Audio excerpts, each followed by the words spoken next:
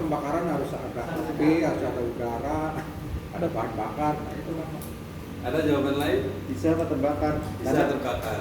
Ada bahan bakar sama temperatur, bukan bicara api tapi temperatur tinggi panas itu membuat. Dasarnya dulu kita belajar bensin itu bisa menyala tanpa api di 550 derajat Celcius. Itu bensin pun bisa terbakar tanpa api. 500. Tapi solar bisa namanya ignitabilitas atau inflamabilitas itu karena suka terbakar. Jadi solar itu bisa terbakar tanpa api di angka yang jauh lebih bawah 350 derajat Celcius.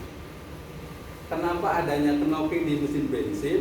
Karena kejadian bensin menyala sebelum busi kan? Iya. Itu kita sudah tahu tuh. Knocking itu menyalanya bensin sebelum busi membersihkan api. Kenapa?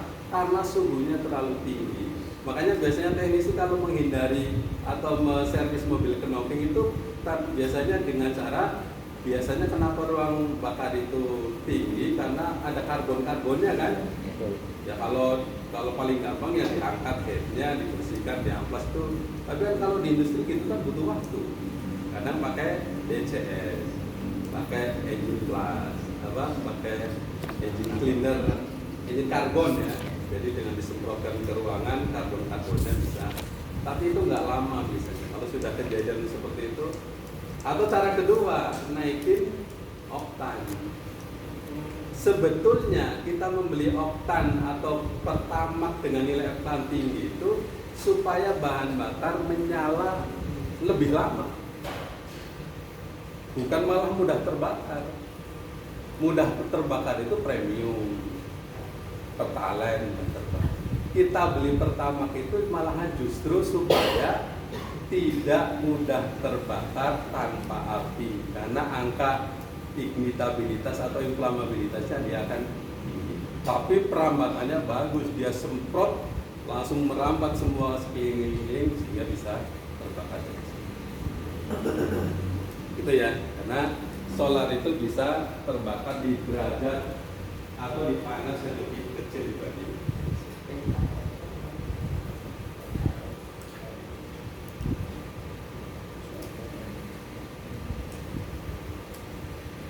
Tekanan atmosfer Pak.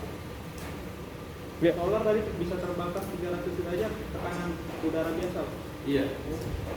Prakteknya Bapak ini aja. Masakkan desain yang suhunya sama. Terbakar. Nanti di rumah dicoba ya. Kata saya. Santai. Tapi kandungan solar secara ini kayaknya kalau enggak ya, karena solar itu kan ada lumasnya ya. Tapi kenyataannya memang terbakar tuh. Ini full filter ini tadi sudah. Oke. Ini sudah.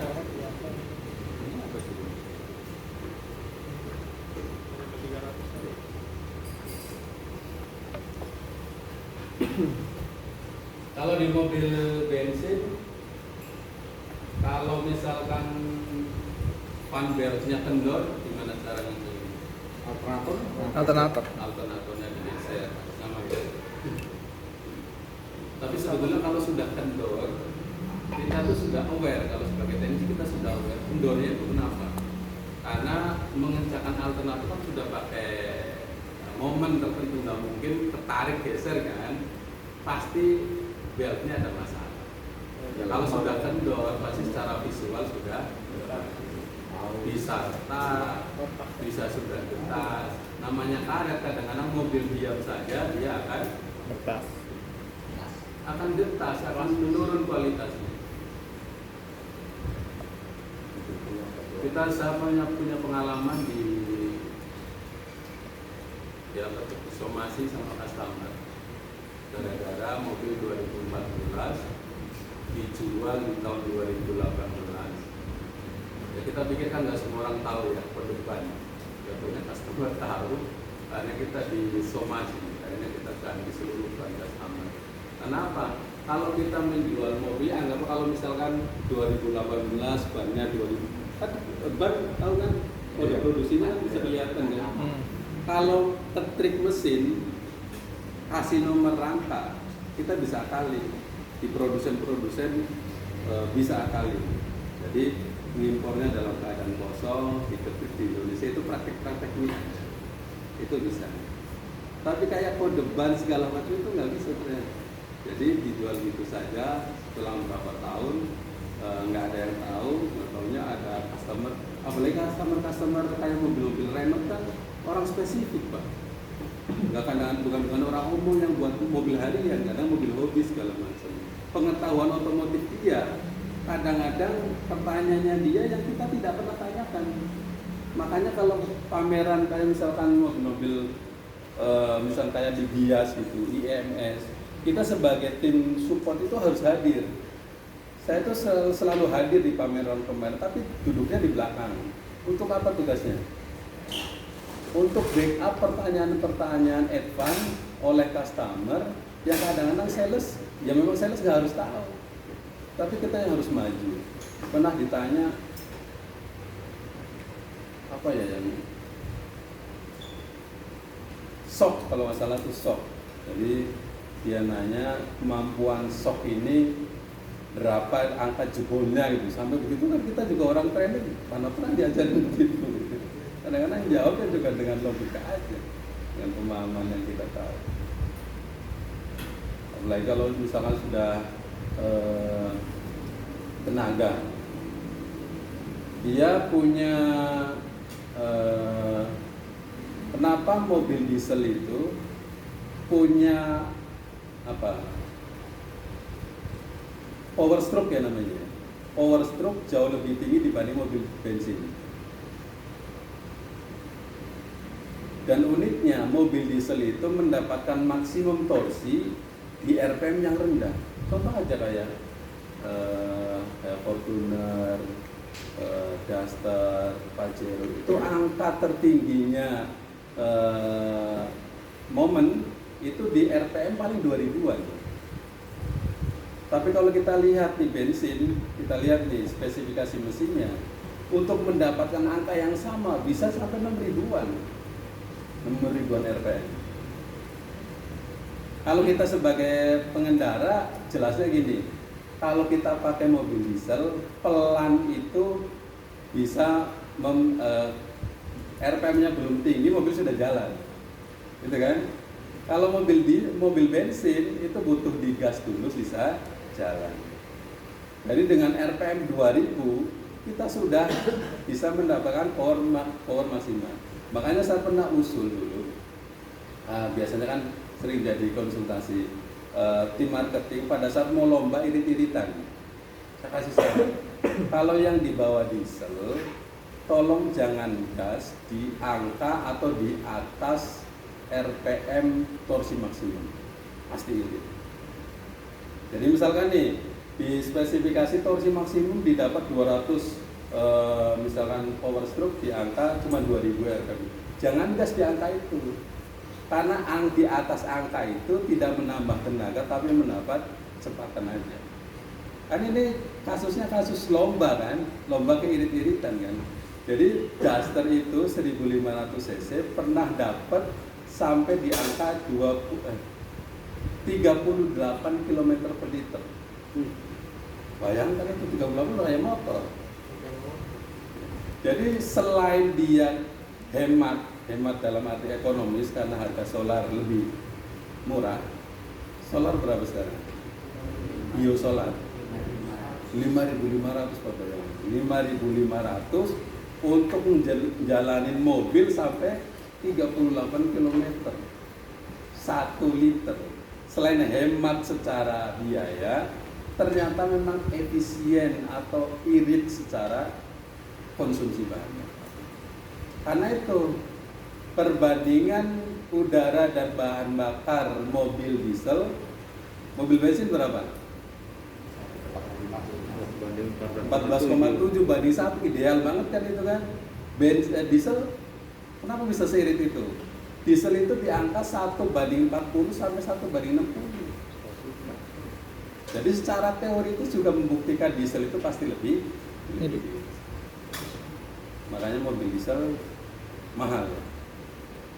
Mahal. Selain juga karena kita membayar per kilometer. Sebenarnya kan kita beli mobil itu membayar per kilometernya kan, kalau dihitung-hitung kan. Ya, Bapak beli mobil apa? Per kilometer kan kita bayar konsumsi bahan bakar, bayar spare partnya. Maka dari paradigma ini, tim dari Mercy itu punya paket. Mobil Bapak beli, operasional saya yang bayar. Sampai begitu dia punya paket. Jadi spare part kayak mobil pinjem gitu.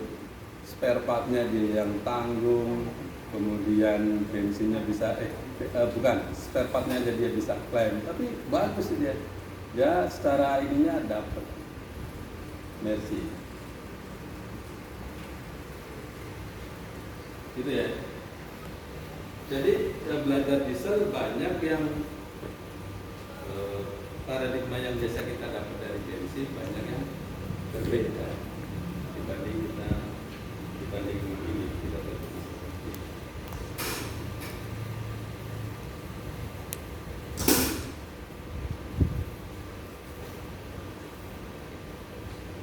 Kemudian bahan bakar tadi sudah ya. Nozzle-nya nanti prakteknya saya belum berani bongkar elok, jadi nanti untuk nozzle menggunakan engine stand ya Bapak ya, setidaknya prinsipnya sama. Kalau Bapak-Bapak dapatkan kondisi yang berbeda di sekolah, yang penting manualnya ada. Maka paling biasanya kalau saya ngajar teknisi, paling saya asah pertama adalah kemampuan dia membaca servis manual. Karena ibarat kita muslim itu kemampuan kita baca Al-Quran. Ya nggak, kadang-kadang di training kadang-kadang berbeda dengan yang di lapangan, apalagi terkait dengan angka-angka. Maka membaca servis manual menjadi kompetensi awal seorang teknisi. Apalagi kalau misalnya teknisinya nggak mau nanya-nanya senior, itu pasti banyak tersesat. Kadang teknisinya lagi sibuk apa, dijawab apa, maka laporkanlah ke servis manual. Nah kalau di bengkel itu ada tradisi, seringkali kita menemukan hal penting tapi tidak ada di servis manual. Maka sebagai ATPM harus mengeluarkan namanya servis bulletin. Nah servis bulletin itu memang tidak diakses oleh orang umum, hanya untuk wilayah perusahaan. Angka-angka yang terkait dengan servis manual. Ya biasanya servis bulletin juga terkait dengan aksesoris. Aksesorisnya tidak dengan pabrikan, misalkan impor dari Prancis, misalkan dapatnya apa, masuk di Indonesia diinstal Bose misalkan. Itu kita nginstal Bose kan nggak bisa melihat servis manual, harus ada servis bulletin.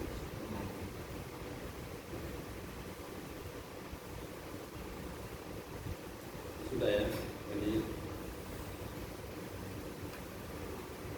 injektor.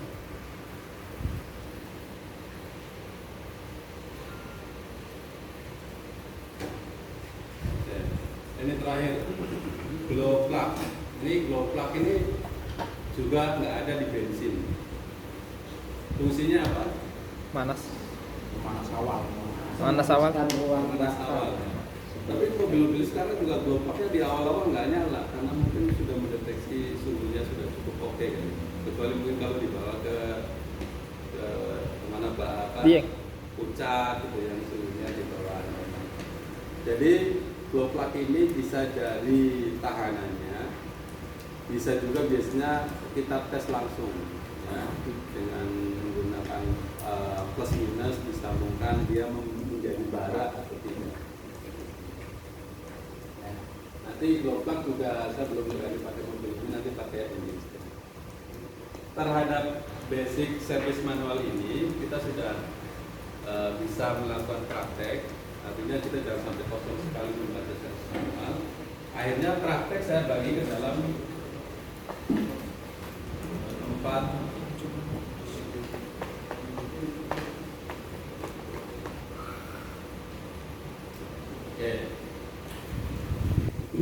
lembar kerja pertama itu unit kompetensi baterai ya. Baterai saya kira udah ini semua ya. Tapi terkait baterai bukan hanya voltase. Terkait baterai banyak ya. Baterai ini kadang-kadang apalagi mobil-mobil yang sudah canggih sekarang itu betul-betul ketat terhadap kualitas baterai. Kadang kurang voltase sedikit, trouble-nya kemana. Kadang-kadang kalau kita melewati proses mengecek baterai, kita tersesat lama karena mobil sampai nunggu berhari-hari gara-gara kita tidak mendeteksi baterai. Misalkan tiba-tiba trouble di door lock-nya, trouble di remote-nya. Kan kita kalau itu fokusnya langsung ke masalahnya, kan padahal masalahnya di baterai. Nah, baterai yang perlu saya tekankan mungkin yang tidak atau juga ini sudah biasa ya. Kalau yang nomor 1 kan sudah ya, peralatan pelindung kendaraan, minyak baterai, level cairan elektronik sudah biasa ya, menggunakan hidrometer. Nah, menentukan hidrometer itu pakai apa? Maksudnya angka BJ-nya itu Bapak misalkan wawancara BJ 300. Bapak yang sebutkan angka apa? Angka BJ-nya kan dari sel mana? Yang terendah. Yang terendah. Ini yang sering kali BJ itu diambil rata-rata, padahal kualitas itu tidak bisa dirata-rata. Kualitas itu diambil yang paling jelek.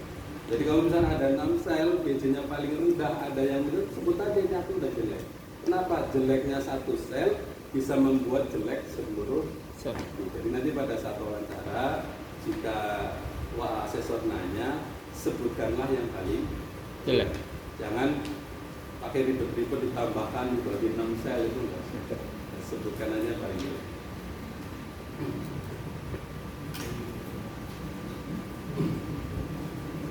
Kondisi rumah atau casing baterai penting ya. Baterai itu juga bisa melembung. Pernah namanya? Baterai melembung udah kayak baterai handphone. Iya, baterai hamil.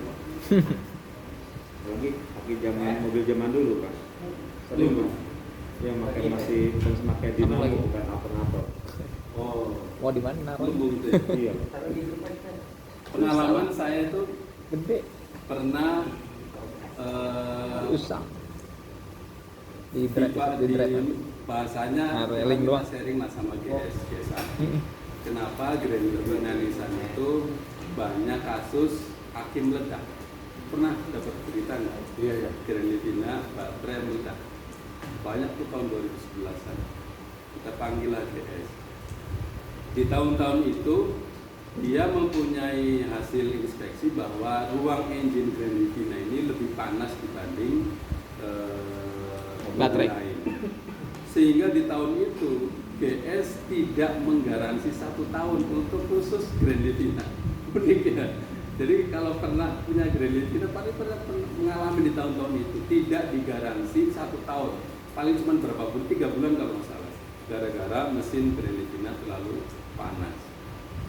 Akhirnya beberapa improvement dilakukan dari mulai membuat kayak pembatas supaya ada angin dialirkan langsung ke aki.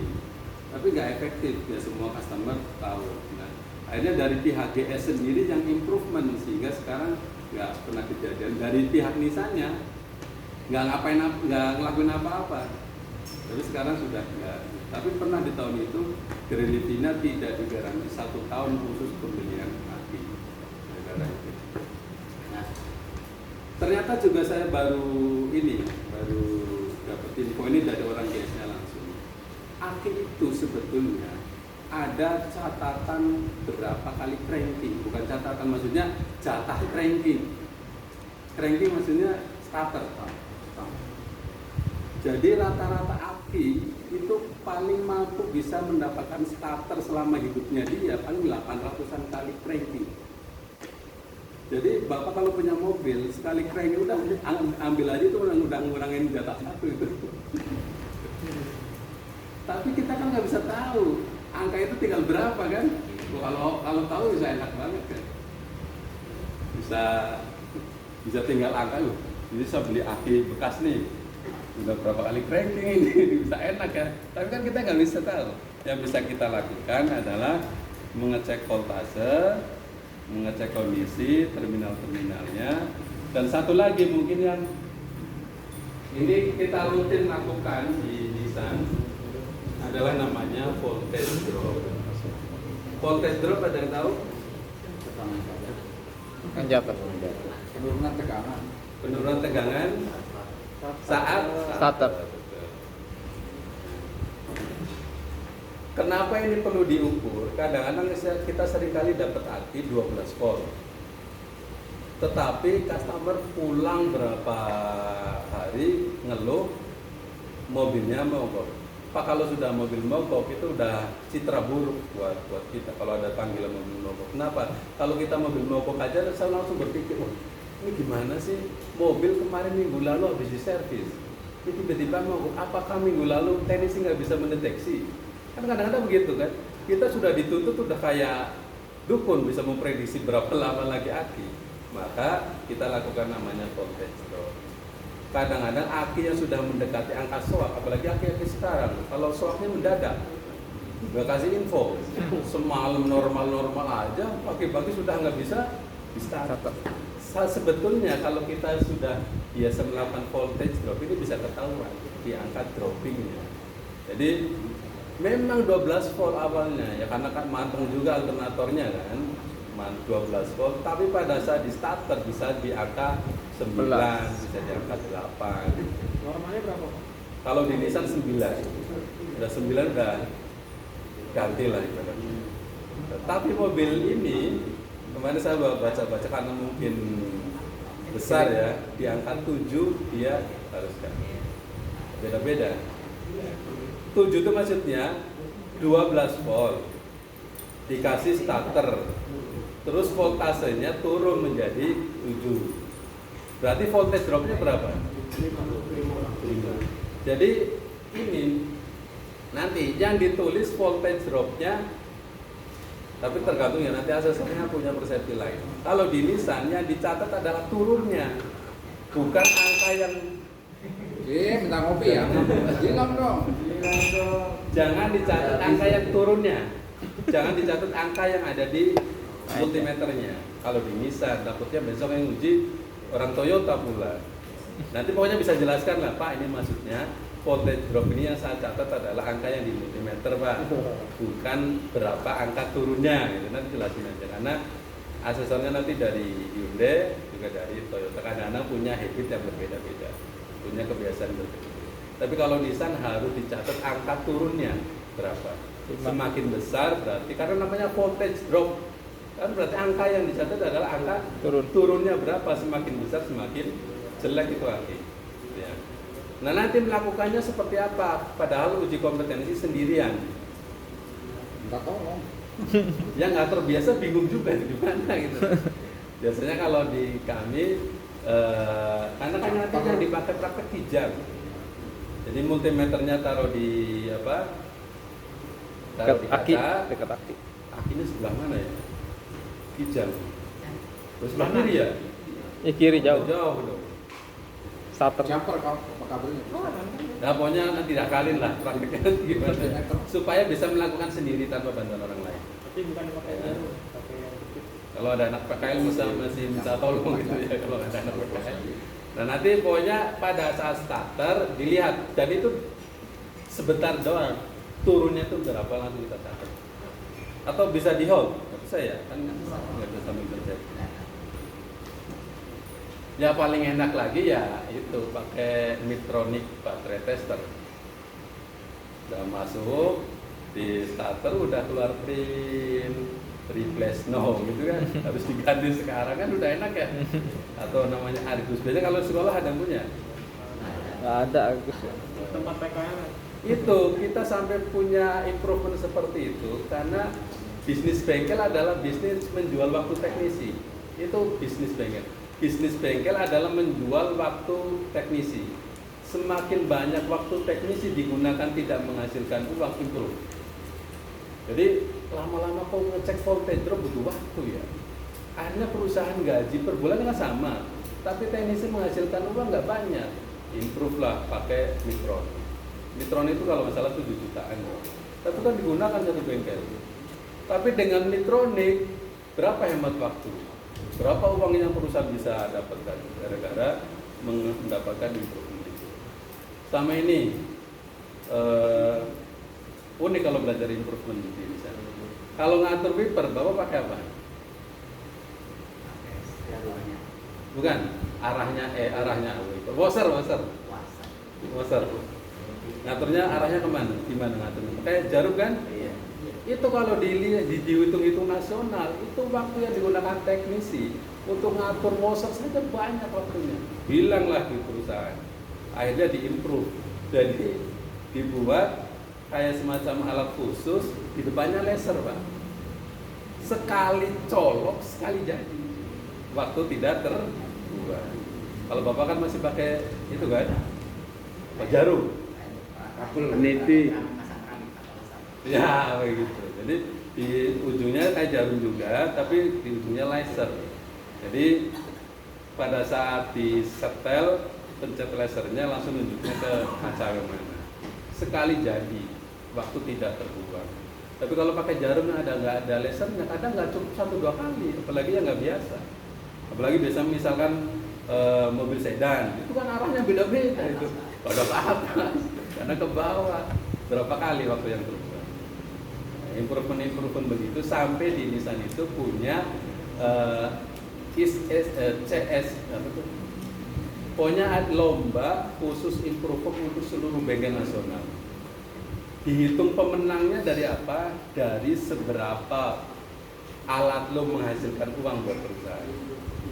Jadi kalau kita bisa menciptakan alat yang bisa membuat perusahaan semakin hemat misalkan, atau semakin mendapatkan uang banyak, juara. Sampai ada lomba seperti itu.